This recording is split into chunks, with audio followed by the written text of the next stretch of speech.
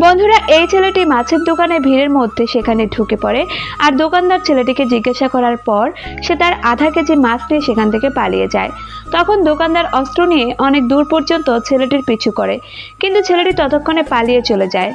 ছেলেটি ঘরে আসার পর মাছ তার মায়ের হাতে তুলে দিয়ে বলে খাবার বানাতে, কিন্তু মা এটা দেখে চিৎকার করে হাত থেকে ফেলে দেয়। তখন ছেলেটি বলে আমার খিদে লেগেছিল, তাই আমি এটা নিয়ে এসেছি। যেটা শুনে মা ছেলেটিকে বকাঝকা করে ঘর থেকে নামিয়ে দেয়। মা যখন পলিথিনটি উঠাচ্ছিল তখন সেখানে তার বড় ছেলে এসে পড়ে, আর ঘরে মাছ দেখে নাকের মধ্যে চাপ দিয়ে বলে এটা কে এনেছে।